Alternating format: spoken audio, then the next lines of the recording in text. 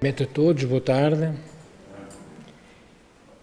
e vamos para a tarefa que nos foi proposta, uma parábola extraordinariamente importante, porque nos traz profundos ensinos, embora não pareça. Desde sempre na história, a raça humana serve-se do artifício de contos, fábulas e lendas para transmitir as ideias desejadas pelo autor. Às vezes, a origem é tão antiga que se perde no tempo, outras tão atual que desperta a sensação de proximidade, parecem ser de ontem. Assim é com as explanações de Jesus, chamadas parábolas. Será que nós já parámos para pensar o que é que significa uma parábola? Qual é a definição? O que é que esta palavra em verdade quer dizer? Parábola é uma narrativa alegórica e transmite sempre uma mensagem, às vezes indireta, através de uma comparação. Vamos ver, ao longo do trigo e do joio, precisamente essa comparação. Jesus traçava nas suas parábolas um paralelo sempre entre o caminho do bem e o caminho do mal. Ele deixava sempre perceber que as escolhas, tal como as consequências, são individuais. As minhas culpas não serão pagas por outros. As culpas dos outros nunca serão pagas por mim, porque a justiça de Deus não se engana. Então, quando nós estamos passando pelas vicissitudes da própria vida, nós temos que passar por elas, porque de algum modo, numa altura qualquer, também nós fizemos a sementeira. A colheita, ela agora é obrigatória. Então esta parábola do trigo e do joio foi pronunciada por Jesus num determinado dia em que saiu de uma casa e se sentou à beira do mar da Galileia. Um mar que era muito rico em peixe e por isso era muito procurado pelos pescadores daquela época. Naquele dia, uma enorme multidão reuniu-se a Jesus. E ele, em função de tanta gente na praia, subiu num barco, enquanto a multidão ficou em pé nas areias, escutando os seus ensinamentos. Curiosamente, naquele mesmo dia, Jesus pronunciou uma série de pelo menos 7 parábolas. 7. Sobre o reino dos céus. Primeiro, ele contou 4 parábolas diante de toda a multidão. Foram elas o semeador, o trigo e o joio, o grão de mostarda e o fermento. Encontramos isto descrito em Mateus, capítulo 13, versículo 1 a 36. Já as últimas 3, já que elas foram 7, foram contadas exclusivamente aos seus discípulos, aos apóstolos. Foram o tesouro escondido, a pérola de grande valor e a rede. Novamente, é Mateus que nos informa isto, agora nos versículos 36 a 53. Provavelmente, a parábola do trigo e do joio foi contada na sequência, no seguimento da do semeador. Ambas possuem certas semelhanças, já que elas utilizam-se da agricultura. E igualmente falam de um semeador, uma lavoura, sementes sendo plantadas.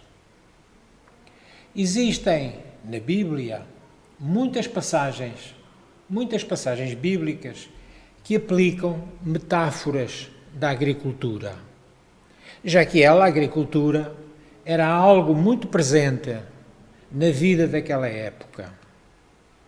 Vejamos então a parábola do trigo e do joio em Mateus, versículos 24 a 46 do mesmo capítulo 13. Propôs-lhes Jesus outra parábola dizendo: o reino dos céus é semelhante ao homem que semeia boa semente no seu campo. Mas, dormindo, os homens, veio o seu inimigo e semeou o joio no meio do trigo e retirou-se. E quando a haste cresceu e frutificou, apareceu também o joio. Os servos do dono da casa foram ter com ele e disseram-lhe: Senhor, não semeastes tu no teu campo boa semente? Por que então está crescendo o joio? E ele lhes disse: foi algum inimigo que fez isso. E os servos lhe disseram: queres que vamos arrancá-lo? Porém, ele lhes disse: não. Para que, ao colher o joio, não arranqueis também o trigo com ele. Deixai crescer ambos, deixai crescer juntos, até à ceifa. E por ocasião da ceifa, eu direi aos ceifeiros: colhei primeiro o joio e atai-o em molhos para o queimar, mas o trigo ajuntai-o no meu celeiro. Esta é a parábola de Jesus. E foi ele próprio que explicou aos seus discípulos o que é que ele queria dizer com isso. Eles não tinham entendido e pediram-lhe a explicação. E Jesus acedeu, respondendo-lhes que o que semeia a boa semente é o Filho do Homem, ou seja, ele próprio. Jesus estava semeando. Semeando o quê? Bons ensinos, boas propostas, a fim de desenvolvermos bons sentimentos, a fim de deixarmos os vícios, os defeitos. O título, curiosamente Filho do Homem, é a autodesignação que Jesus mais utilizou para se definir a si mesmo. Reparem, Filho do Homem. É um título muito significativo, porque aponta para a sua plena humanidade. Bastaria isto para nunca confundirmos Jesus com Deus. Sendo Filho do Homem, Jesus foi uma criatura reencarnada como qualquer um de nós. O campo da semeadura é o mundo, representado pelo conjunto de todos os indivíduos que nós somos. Nós fazemos parte do mundo. A boa semente são os filhos do reino, aqueles que já querem andar na luz, que já não querem mais andar nas trevas do engano. O joio são os filhos do mal, já que, como sabemos, o mal traz a morte, traz as sombras, traz a treva. Quem é o inimigo que semeou? Alegoricamente podemos dizer que foi o diabo, mas para nós espíritas diabo não existe. Diabo não é uma figura, não é uma figura real, é uma alegoria. Logo, o mal podemos considerar que são as ilusões do mundo. Porque nós só fazemos o mal quando estamos iludidos. Quem ama faz o mal. Digam-me, o amor produz o mal? Em nenhuma circunstância. Se mal houver, ainda que se diga que se fez o mal por amor, não acreditem. Amor não semeia o mal. E a ceifa, que é o final de todas as lavouras, a ceifa é o fim do mundo, entre aspas, porque é a consumação dos séculos. E os ceifeiros são os anjos, com asas, de maneira nenhuma. São os espíritos puros, os espíritos perfeitos, os tarefeiros de Jesus. São eles os ceifeiros. Assim como o joio, percebemos que são os ímpios, os maldosos, todos aqueles que de algum jeito praticam o mal. Logo, o joio é colhido e queimado no fogo. Pergunto, no fogo do inferno? Não, inferno não existe. Não é apenas e só uma crença espírita. Curiosamente, o próprio Papa João Paulo II, quando esteve entre nós, teve a coragem de dizer publicamente: céu e inferno não são sítios, são estados de alma. Que a nossa doutrina já diz há quase 156 anos. Estados de alma, o que é isto? Eu sou bom, tranquilo, sereno. Como é que eu transito? Eu transito no céu. Ao contrário, sou mau, rancoroso, vingativo. Eu transito no inferno.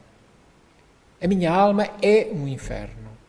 Então não são sítios para onde nós possamos ir ou premiados ou castigados, porquanto Deus não premia nem castiga. Nós estamos sujeitos ao julgamento da nossa consciência. É a ceifa. A ceifa somos nós que a fazemos. E fazemos-la no fim da nossa existência, fim do mundo. O nosso corpo é eterno. Digam. Então, o nosso corpo é finito.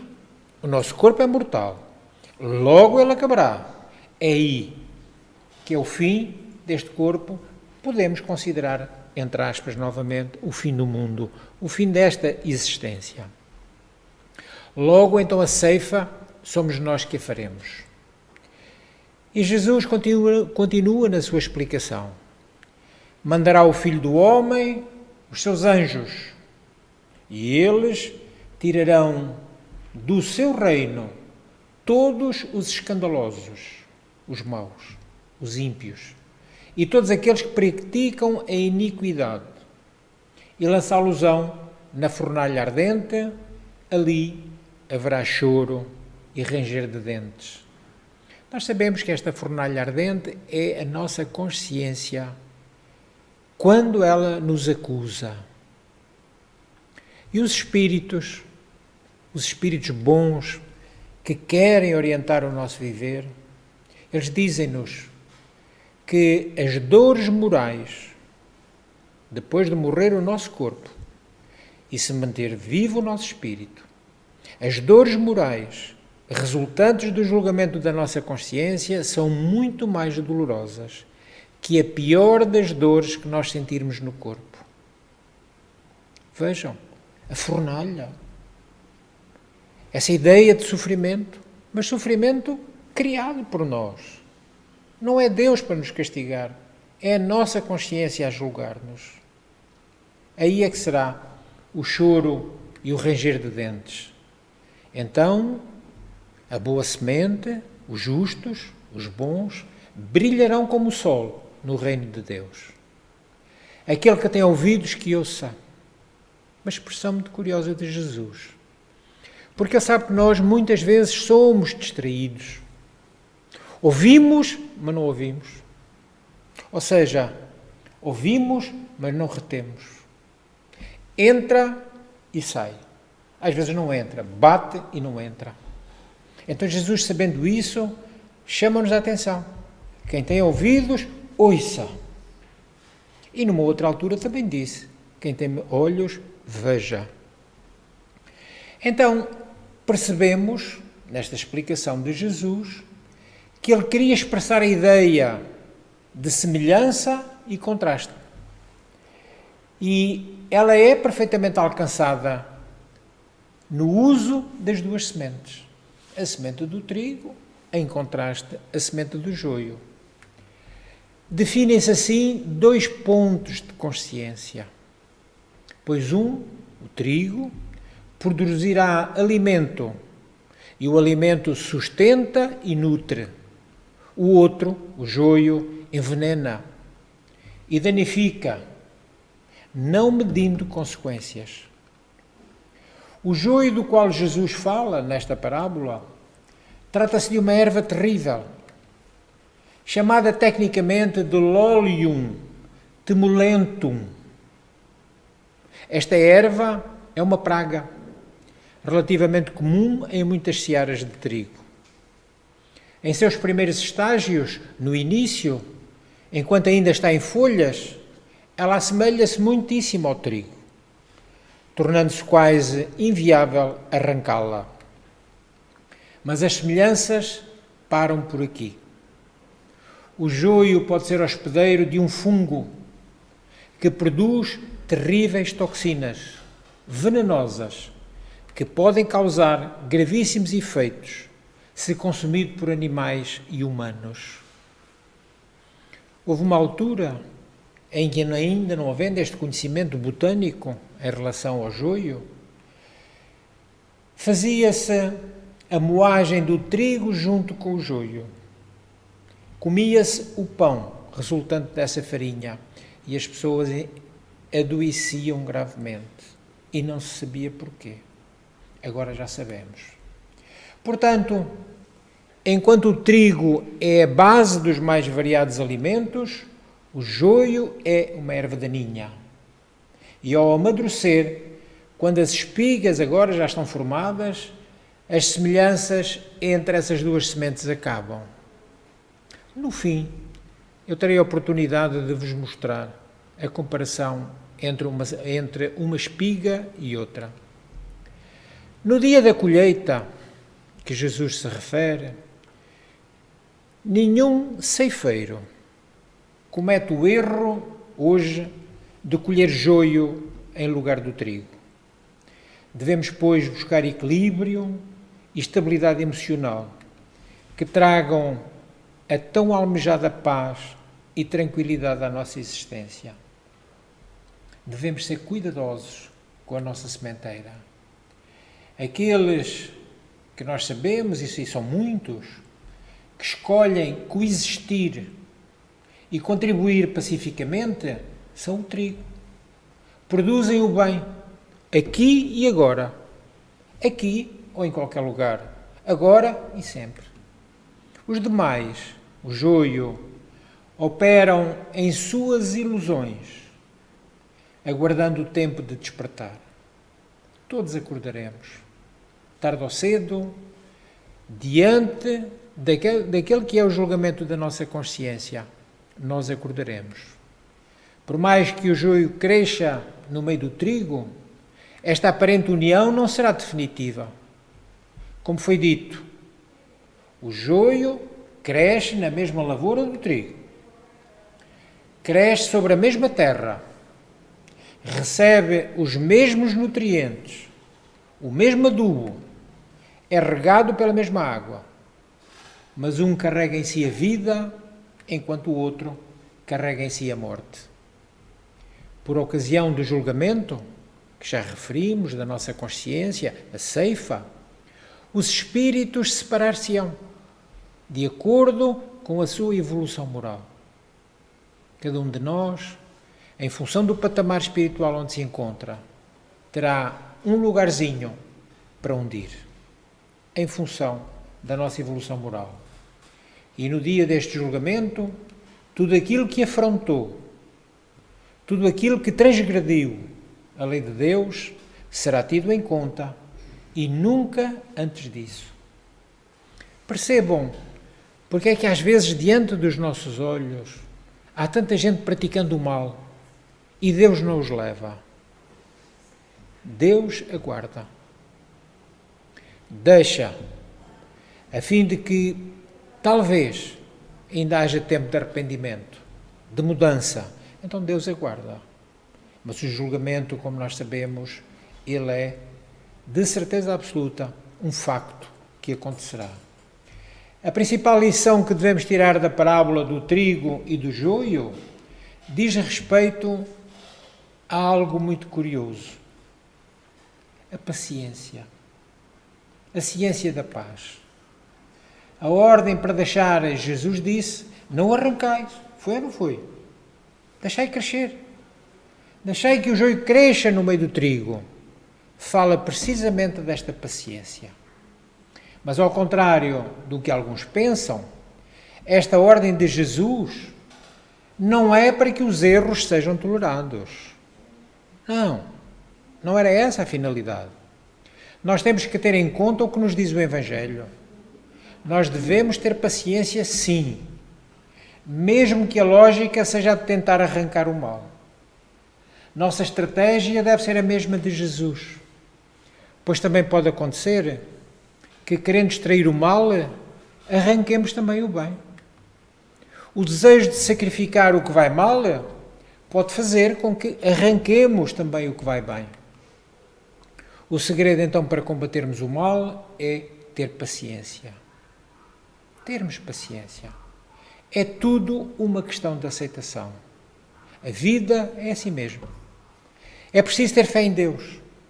Deus sabe o que faz. Hoje vivemos um período terrível que nos é mostrado a cada passo diante dos nossos olhos pelas televisões. Uma luta sem quartel. Porquanto naquele local do mundo há mais de 7.000 anos que os homens lutam entre si, sem conseguirem encontrar a paz. Um pouco também como na Palestina. Ora, Deus sabe o que está fazendo. Tenhamos fé. Aguardemos. De certeza absoluta, tudo terá uma solução. E Deus a tem, com certeza absoluta. Então nós não podemos agir à pressa para tentar encontrar a cura, que não está nas nossas mãos. Devemos agir, sim, com paciência, pois se formos demasiado afoitos, pode ser que ao tentar curar o mal, acabemos matando o doente. Paciência. Ela é a manifestação do bem. O mal é impaciente. O bem sabe esperar o tempo oportuno para que as coisas se resolvam. E nós sabemos que quem age por impulsos causa danos. E quem age com paciência no final ganha. Neste mundo, que é de provas e expiações, vivem juntos o bem e o mal. É preciso que olhemos o mundo com a sabedoria de Deus, reconhecendo a presença do mal, mas confiando na ação e na sábia justiça do Senhor. Acreditarmos no cuidado que Ele tem com o trigo que está destinado a ser recolhido, os bons, os justos. Então eu penso que esta parábola realmente é maravilhosa. Tem ensinos profundos. Mas nós temos transitado muitas vezes sobre aquelas que são as passagens evangélicas sem percebermos aquilo que Jesus queria dizer. Lemos sem entender. Ouvimos sem ouvidos de ouvir. E andamos muitos anos nisto. Séculos. Muitas existências. Em que não buscávamos entender verdadeiramente aquilo que Jesus nos queria dizer. Hoje, graças a Deus, encontramos a doutrina dos Espíritos. Esta doutrina maravilhosa que nos explica tudo. Porque aprofunda, com rigor, as palavras de Jesus. Não é mais o tem fé e acredita. Não existe mais para nós os espíritas. Tem fé? Sim. Entende. Aceita. Pratica. Já não é mais só o fingir que ouvimos. Porque se apenas soubermos e nada fizermos no nosso viver para pôr em prática os ensinos de Jesus, nós seremos joio. Ao invés, entendemos, praticamos, nós seremos trigo. Depende de quem. O ceareiro somos nós que lançamos a semente, somos nós. Então, tudo está na nossa vontade, no nosso desejo. E eu vou tentar agora mostrar-vos precisamente a diferença entre essas duas plantas. Tem que ter paciência só de aguardar um bocadinho para nós colocarmos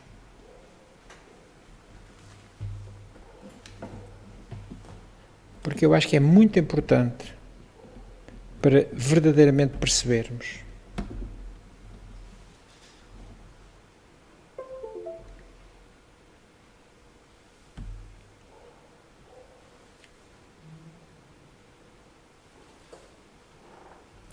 Tem ou não tem diferenças?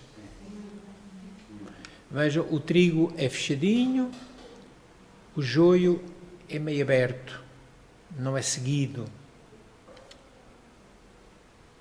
Então agora, devidamente esclarecidos, em função da parte botânica, esclarecidos em relação aos ensinos de Jesus,